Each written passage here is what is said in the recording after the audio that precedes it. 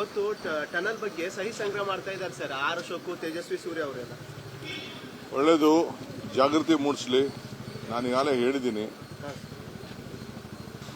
ಅಶೋಕ್ ಅಧ್ಯಕ್ಷತೆಯಲ್ಲೇ ಒಂದು ಸಮಿತಿ ಮಾಡ್ತೀನಿ, ರೆಡಿ ಇದ್ದೀನಿ ನಾನು. ಅವರೇ ಯಾರು ಮೆಂಬರ್ ಮಾಡಬೇಕು ಅಂತ ಹೇಳಿ ಅದು ಮಾಡಕ್ಕೆ ಹೇಳಿದ್ದೀನಿ. ಇದು ನನ್ನ ಆಸ್ತಿ ಅಲ್ಲ, ಇದು ಇಲ್ಲ ಯಾರ ಆಸ್ತಿನೂ ಅಲ್ಲ. ಇದು ಸಾರ್ವಜನಿಕರಿಗೋಸ್ಕರ ನಾವು ಮಾಡ್ತಾ ಇರೋಂಥ ಒಂದು ಯೋಜನೆ. ನಾನು ಎಲ್ಲ ಅಧ್ಯಾಯ ಮಾಡಿದ್ದೀನಿ.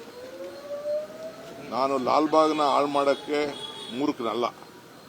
ಲಾಲ್ಬಾಗ್ ಇತಿಹಾಸ ಕೂಡ ನನಗೆ ಗೊತ್ತಿದೆ. ಲಾಲ್ಬಾಗಲ್ಲಿ ಎಷ್ಟು ಜಾಗ ಉಪಯೋಗ ಆಗ್ತಾ ಇದೆ, ಎಷ್ಟು ಉಪಯೋಗ ಆಗ್ತಾ ಇಲ್ಲ ಅನ್ನೋದು ಕೂಡ ಗೊತ್ತಿದೆ. ರಾಜಕಾರಣ ಮಾಡಬೇಕು. ಇಡೀ ಬೆಂಗಳೂರಲ್ಲಿ ಟನಲಲ್ಲಿ ಮೆಟ್ರೋ ತಗೊಬರ್ಲಿಲ್ವಾ? ಟನಲಿಂದ ತಾನೇ ಮೆಟ್ರೋ ಬಂದಿದ್ದು. ಇವ್ರು ತಂದಿದ್ರಾ ಅದನ್ನ? ಹೋಗಿ ತೆಗ್ದು ದಾಖಲೆ ತೆಗೆಸಿ ನೋಡ್ಲಿ. ನಾನು ಆವತ್ತು ಕೃಷ್ಣ ಅವ್ರ ಕಾಲದಲ್ಲಿ ಏನು ಒಂದು ವರದಿ ಏನು ಕೊಟ್ಟೆ, ನಾನು 10 ದೇಶಕ್ಕೆ ತಿರುಗಿಬಿಟ್ಟು ಬಂದು ವರದಿ ಕೊಟ್ಬಿಟ್ಟು, ಆವತ್ತಿನ ಕಾಲದಲ್ಲಿ ಟನಲ್ಲು ಒಂದು ಪ್ರಪೋಸಲ್ಲು ವಾಜಪೇಯಿ ಅವರು ಇದ್ರು, ಅನಂತ್ ಕುಮಾರ್ ಇದ್ರು ಡೆಲ್ಲಿಲಿ.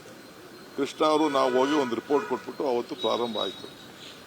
ಇವತ್ತು ನಾವೆಲ್ಲ ಅಧ್ಯಯನ ಮಾಡಿದ್ವಿ. ಅವ್ರಿಗೆ ಯಾವುದೇ ಅಭಿವೃದ್ಧಿ, ಈಗ ಜಾರ್ಜ್ ಅವ್ರ ಕಾಲದಲ್ಲಿ ಇದನ್ನ ಸ್ಟೀಲ್ ಫ್ಲೈಓವರ್ ಮಾಡಬೇಕು ಅಂತ ಒಟ್ಟು ವಿರೋಧ ಮಾಡಿದ್ರು. ಸೊಲ್ಯೂಷನ್ ಏನು?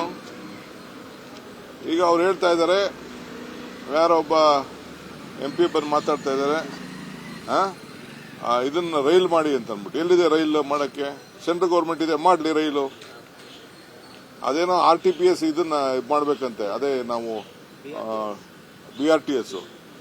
ಏನಂತ ತಲೆ ಇದೆಯಾ? ಬೆಂಗಳೂರಲ್ಲಿ ಎಲ್ಲರೂ ಜಾಗ ಇದೆಯಾ RTPS ಮಾಡಕ್ಕೆ? ದಿನಕ್ಕೊಂದು 100 ಜನ ಸಾಯ್ತಾರಷ್ಟೇ. ಜಾಗ ಎಲ್ಲಿದೆ? ಈಗ ಹುಬ್ಳಿಲಿ ಟ್ರಯಲ್ ಮಾಡಿದ್ರು ಜಗದೀಶ್ ಶೆಟ್ಟರ್ ಅವರು, ಇವತ್ತು ಸಕ್ಸಸ್ ಆಗಿಲ್ಲ. ಅದು ಮಾಡಕ್ಕೆ ಎಲ್ಲಿ ಜಾಗ ಇದೆ ಹೇಳಿ? It is not possible. Practical ಆಗಿ ಅದೆಲ್ಲ ಪಾಸಿಬಲ್ ಇಲ್ಲ.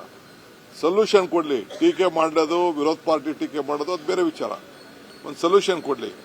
ಸೊಲ್ಯೂಷನ್ ಕೊಟ್ಟಾಗ ಖಂಡಿತ ಒಳ್ಳೆ ಸೊಲ್ಯೂಷನ್ ಇದ್ರೆ ಒಪ್ಕೋಣ. ಈಗ ಅವರು ಸಹಿ ಸಂಗ್ರಹ ಮಾಡ್ತಾ ಇರಲ್ಲ, ನಾನು ಒಂದು ಕರೆ ಕೊಡಕ್ಕೆ ಗೊತ್ತಿದೆ ನನಗೂ. ಸಹಿ ಸಂಗ್ರಹ ಅವ್ರಕಿನ್ನ ಸಂಘಟನೆ, ಅವರೊಂದು ಸಂಸ್ಥೆ ಇಟ್ಕೊಂಡು ಸಂಘಟನೆ ಮಾಡ್ತಾ ಇರ್ಬೋದು. ನನಗೆ ಸಂಸ್ಥೆನೇ ಇಲ್ಲ, ಬರೀ ಪಕ್ಷದಲ್ಲಿ ನಾವು ಸಂಘಟನೆ ಮಾಡ್ತಾರೆ. ಅವರು ಸಂಘಟನೆ ಒಂದು RSS ಸಂಘಟನೆ ಇಲ್ಲ ಅಂತಂದ್ರೆ ಅವ್ರ ಪಾರ್ಟಿ ಝೀರೋ. ಇವತ್ತೇನಾರು ಅವ್ರ ಪಾರ್ಟಿ ಬದುಕಿದೆ ಅಂದ್ರೆ RSS ಇಂದ. ಅವ್ರು ಬೇರೆ ಏನೇನು ಅವ್ರ ಹತ್ರ ಏನು ಅಸ್ತ್ರ ಏನಿಲ್ಲ. ಅಲ್ಲೂ ಎಲ್ಲ ಒಂದು 20% ಬಿಟ್ಟರೆ ಮಿಕ್ಕಿದವರೆಲ್ಲ ಪೊಲ್ಯೂಟ್ ಆಗೋಗ್ಬಿಟ್ಟಿರೋರೆ. ದಳದಿಂದ ಹೋಗಿರೋರು, ಕಾಂಗ್ರೆಸ್ ಇಂದ ಹೋಗಿರೋರು, ಬೇರೆ ಬೇರೆ ಪಾರ್ಟಿಯಿಂದ ಹೋಗಿರೋರು ಅಲ್ಲೂ ಇರೋದು ಎಲ್ಲ ಗೋದಿ. ಈಗ ನಾನು ಅದ್ರ ಬಗ್ಗೆ ಚರ್ಚೆ ಮಾಡೋದು ಬೇಡ. ಅವರು ಸಹಿ ಸಂಗ್ರಹ ಮಾಡ್ತಾ ಇದಾರೆ, ಬಹಳ ಸಂತೋಷ. ಮಾಡಲಿ, ಜಾಗೃತಿ ಮೂಡಿಸಲಿ, ಸೊಲ್ಯೂಷನ್ ಕೊಡ್ಲಿ ಅಷ್ಟೇ. ಏನ್ ಮಾಡಬೇಕು ಅಂತ ಸೊಲ್ಯೂಷನ್ ಕೊಡ್ಲಿ, ಅದ್ರ ಪ್ರಕಾರ ಮಾಡೋಣ. ಏನು ಯಾವ ರೀತಿ ಆಲ್ಟರ್ನೇಟಿವ್ ಮಾಡಬೇಕು, ಬೇರೆ ಏನಿದೆ ಅನ್ನೋದು ಕೂಡ ತಿಳಿಸ್ಲಿ ಅವರು. ಅದು ಕೂಡ ನಾನು ಗಮನಿಸಕ್ಕೆ ನಾನು ತಯಾರಿದ್ದೇನೆ. ಆರ್ ಅಶೋಕ್ ಅವರು ಒಂದು ಗಂಭೀರ ಆರೋಪ ಮಾಡಿದ್ದಾರೆ ಸರ್. ಬಿಜೆಪಿ ನಾಯಕರಿಗೆ ಧಮಕಿ ಹಾಕ್ತಾ ಇದ್ದಾರೆ. ರಾಮಮೂರ್ತಿಗಾಯ್ತು, ತೇಜಸ್ವಿ ಸೂರ್ಯಗಾಯ್ತು, ಎಲ್ಲರಿಗೂ ಧಮಕಿ ಹಾಕ್ತಾ ಇದ್ದಾರೆ. ರಾಮಮೂರ್ತಿಗೆ ಧಮಕಿ ಹಾಕ್ಲಿ ಪಾಪ, ನಮ್ಮ ಹುಡುಗನೇ ಅವನು. ತೇಜಸ್ವಿ ಸೂರ್ಯ ಏನು ಅವ್ನಿಗೆ ಸ್ವಲ್ಪ ಅವ್ನಿಗಿನ್ನ ಈಗ ನಾನು ಎಳ್ಸಂದ್ರೆ ನೀನ್ ತಿರ್ಗಾ ನೀನೇ ನನಗೆ ಹೇಳ್ಕೊಡ್ತಾ ಇದ್ದೀಯ ಎಳ್ಸಿ ಹೇಳು ಅಂತ ಅಂದ್ಬಿಟ್ಟು. ಅವ್ನು ದೊಡ್ಡ ಲೀಡ್ರು, ಬಹಳ ಅತಿ ಬುದ್ಧಿವಂತ ಪಾಪ. ಫ್ಲೈಟ್ ಡೋರ್ನೇ ಓಪನ್ ಮಾಡ್ಬಿಟ್ಟಿದ್ರು.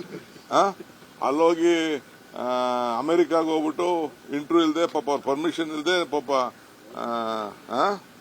ಇವರು ಯಾರು ವೈಟ್ ಹೌಸ್ ಟ್ರಂಪ್ ಮೀಟ್ ಮಾಡಕ್ ಹೋಗಿ ಅಲ್ಲೆಲ್ಲ ಉಗಿಸ್ಕೊಂಡು ಬಂದಿದ್ದಾರೆ. ಆಮೇಲೆ ಕಾರ್ ಬೇಡ ಅಂತ ಹೇಳ್ತಿದ್ದ, ಬಂದು ನನ್ನ ಹತ್ರ ಒಂದು ಅರ್ಜಿ ಕೊಟ್ಬಿಟ್ಟು ಮದುವೆ ಆಯ್ತಾ ಇದ್ದೀನಿ ಅಂತ ಅಂದ್ಬಿಟ್ಟು ಒಂದು ಅರ್ಜಿ ಬೇರೆ ಕೊಟ್ಬಿಟ್ಟು ಹೊಸ ಕಾರ್ಗೆ ಬೇರೆ ಅರ್ಜಿ ಹಾಕ್ತದೆ. ಮದುವೆಕ್ಕಿಂತ ಮುಂಚಿತವಾಗಿ ಲೆಟರ್ ಇದೆ, ಬೇಕಾದ್ರೆ ನಿಮ್ಗೆ ರಿಲೀಸ್ ಮಾಡು ಅಂತ ನಾನು ಮಾಡ್ತೀನಿ. ನಾನು ನಮ್ಮ ಸರ್ಕಾರಕ್ಕೆ ಕೊಟ್ಬಿಟ್ಟು ಇವೆಲ್ಲ ಇದೆ. ಈಗ ನೋಡಿದ್ರೆ ಮೆಟ್ರೋ ಮನಿ ಎಲ್ಲ ಅಂತ ಹೇಳ್ತಾರೆ. ಕಾರ್ ಬಿಟ್ಬಿಟ್ಟು ಓಡಾಡ್ಲಿ ನೋಡೋಣ. ಎಲ್ಲ ಬಿಜೆಪಿ ಲೀಡರ್ಗಳು ಕಾರ್ ಬಿಟ್ಬಿಟ್ಟು ಎಲ್ಲ ಬಸ್ಸಲ್ಲಿ, ಮೆಟ್ರೋ ಅಲ್ಲಿ ಓಡಾಡ್ಲಿ. ಯಾರು ಬೇಡ ಅಂತಾರೆ? ಆಟೋಲ್ ಓಡಾಡ್ಲಿ. ಇವೆಲ್ಲ ಇದು ಯಾರು ಈ ಡ್ರಾಮಾಗಳೆಲ್ಲ ಯಾರು ಕೇಳ್ತಾರೆ? ತೇಜಸ್ವಿ ಸೂರ್ಯ ಹೇಳ್ತಿದ್ದಾರೆ, ಕಾರ್ ಇರೋರು ಬರೀ 100% ಅಷ್ಟೇ, ಉಳಿದವರೆಲ್ಲ. ನೀನ್ ಬಿಡಪ್ಪ ಫಸ್ಟ್, ಬೇರೆಯವ್ರು ಬೇಡ. ನಿನ್ಗೆ ಯಾಕೆ ಹೊಸ ಕಾರ್ ಬೇಕಾಗಿತ್ತು ಮದುವೆ ಮಾಡ್ಕೊಳಕ್ಕೆ ಮುಂಚಿತವಾಗಿ? ಸೋಷಿಯಲ್ ಜಸ್ಟಿಸ್, ಸೋಷಿಯಲ್ ಅಪ್ಲಿಕೇಶನ್ ಅಲ್ಲ ಏನ್ ಸ್ಟೇಟಸ್? ಓಡಾಡು, ಟ್ರೈನಲ್ಲೇ ಓಡಾಡು, ಮೆಟ್ರೋ ಓಡಾಡು. ಯಾರು ಬೇಡ ಅಂತ ಹೇಳಿದವ್ರು ನಿನಗೆ? ಸತೀಶ್ ಅಶೋಕ್ಗೆ ನಾನು ಹೇಳ್ತಾ ಇದ್ದೀನಿ, ನಿನ್ನ ನೇತೃತ್ವದಲ್ಲೇ ನಿನ್ನ ಅಧ್ಯಕ್ಷತೆಯಲ್ಲೇ ಒಂದು ಕಮಿಟಿ ಮಾಡ್ತೀನಿ. You please give a suggestion. ಯಾರು ಬೇಕು ಮೆಂಬರು, ನೀವೇ ಯಾವ ಟೆಕ್ನಿಕಲ್ ಪೀಪಲ್ಲು ಹೇಳ್ತೀರಾ ಹೇಳಿ, ಆ ಟೆಕ್ನಿಕಲ್ ಪೀಪಲ್ಲೇ ಹಾಕೋಣ. You give a solution. I want solution. ನಿರ್ಭೀತ, ನಿಷ್ಪಕ್ಷಪಾತ, ವಿಶ್ವಾಸಾರ್ಹ ಸುದ್ದಿಗಳಿಗೆ ಮತ್ತೊಂದು ಹೆಸರಾಗಿರುವ ನ್ಯೂಸ್ 18 ಕನ್ನಡ ಈಗ ಆಪ್ನಲ್ಲೂ ಲಭ್ಯವಿದೆ.